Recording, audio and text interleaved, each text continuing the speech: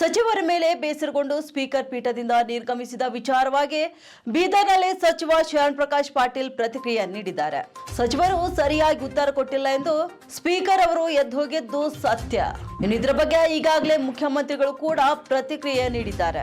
ಇದರಿಂದ ಮಾನ ಏನು ಹೋಗಿಲ್ಲ, ನಾನು ಕೂಡ ಅದನ್ನ ಸಮರ್ಥನೆ ಮಾಡಿಲ್ಲ.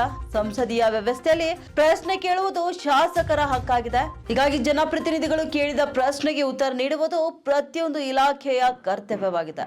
ಶಾಸಕರು ಪ್ರಶ್ನೆ ಕೇಳಿದಾಗ ಸಂಬಂಧಪಟ್ಟ ಇಲಾಖೆಯವರು ಉತ್ತರ ಸಿದ್ಧಪಡಿಸಿ ಸಚಿವರ ಅನುಮೋದನೆಯನ್ನ ಪಡೆದು ಉತ್ತರ ಒದಗಿಸಬೇಕು. ಈ ಹಿನ್ನೆಲೆ ಮುಖ್ಯಮಂತ್ರಿಗಳು ಸಹ ಎಲ್ಲ ಸಚಿವರಿಗೂ ಸರಿಯಾದ ಸಮಯಕ್ಕೆ ಸಮರ್ಪಕ ಉತ್ತರವನ್ನು ಒದಗಿಸುವಂತೆ ಸೂಚನೆಯನ್ನ ನೀಡಿದ್ದಾರೆ. ಇನ್ನು ಮುಖ್ಯಮಂತ್ರಿಗಳ ಸೂಚನೆಯಂತೆ ಶಾಸಕರ ಪ್ರಶ್ನೆಗಳಿಗೆ ನಾವು ಉತ್ತರ ಒದಗಿಸುವ ಕೆಲಸ ಮಾಡ್ತೇವೆ. ಇನ್ನು ನನ್ನ ಇಲಾಖೆಯಲ್ಲಿ ಕೂಡ ಇದುವರೆಗೆ ಯಾವುದೇ ರೀತಿಯ ಪ್ರಶ್ನೆಗಳಿಗೆ ಉತ್ತರ ವಿಳಂಬವಾಗಿಲ್ಲ. ನಾನು ಎಲ್ಲ ಪ್ರಶ್ನೆಗಳಿಗೂ ಉತ್ತರ ಒದಗಿಸಿದ್ದೇನೆ. ಹೀಗಂತ ಬೀದರ್ನಲ್ಲಿ ವೈದ್ಯಕೀಯ ಶಿಕ್ಷಣ ಸಚಿವ ಶರಣ್ ಪ್ರಕಾಶ್ ಪಾಟೀಲ್ ಹೇಳಿಕೆಯೊಂದನ್ನು ನೀಡಿದ್ದಾರೆ. ಏನಂದ್ರೆ ಅಲ್ಲಿ ನಮ್ಮ ಸಭಾಧ್ಯಕ್ಷರು ಸರಿಯಾಗಿ ಉತ್ತರ ಕೊಡೋ ಸಮಯ ಕೊಟ್ಟಿಲ್ಲ ಅಂತ ಹೇಳಿ ಸ್ವಲ್ಪ ಬೇಜಾರು ಮಾಡ್ಕೊಂಡಿರ್ತಕ್ಕಂಥದ್ದು ಸತ್ಯ. ಮಾನ ಏನು ಹೋಗಿಲ್ಲ. ಆಗಿದೆ ಅಂದರೆ ಕೆಲವೊಂದು ನಾನು ಅದಕ್ಕೆ ಸಮರ್ಥನೆ ಮಾಡ್ಕೊಳಕ್ಕೆ ಹೋಗ್ತಾ ಇಲ್ಲ. ಬಟ್ ಯಾವುದೇ ಇಲಾಖೆಯಲ್ಲಾಗಲಿ ಇವತ್ತು ಪ್ರಶ್ನೆಗಳು ಶಾಸಕರು ಕೇಳಿದಾಗ ಅದು ಪರಮಾಧಿಕಾರ ಅವರು. ಯಾಕಂದರೆ ನಮ್ಮ ಈ ಸಂಸದೀಯ ಏನು ಪ್ರಜಾಪ್ರಭುತ್ವ ಇದೆಯಲ್ಲ, ಇದರಲ್ಲಿ ನಮ್ಮ ಸದನಕ್ಕೆ ಭಾಳ ದೊಡ್ಡ ಗೌರವ ಇದೆ.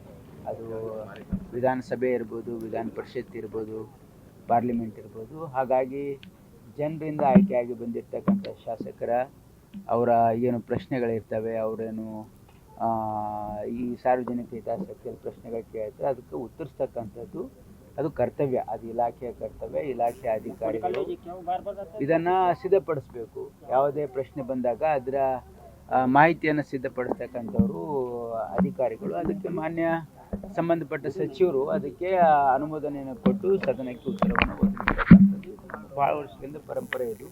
ಹಾಗಾಗಿ ಇದು ಸರಿಯಾದ ಸಮಯಕ್ಕೆ ಕೊಟ್ಟಿಲ್ಲ ಅಂತಕ್ಕಂಥದ್ದು ಇದು ಸರಿಯಾದ ಕ್ರಮ ಅಲ್ಲ. ಎಲ್ಲರೂ ಸರಿಯಾದ ಸಮಯ ಕೊಡಬೇಕು ಅಂತ ಈಗಾಗಲೇ ಮಾನ್ಯ ಮುಖ್ಯಮಂತ್ರಿಗಳು ಸೂಚನೆಯನ್ನು ಕೊಟ್ಟಿದ್ದಾರೆ. ಅದು ಸೂಕ್ತವಾಗಿದೆ. ಅದನ್ನು ಎಲ್ಲ ಸಚಿವರು ನಾವು ಮಾಡ್ತೀವಿ. ನನ್ನ ಇಲಾಖೆಯಲ್ಲಿ ಯಾವುದು ಪ್ರಶ್ನೆ ಎಲ್ಲ ಪ್ರಶ್ನೆಗಳು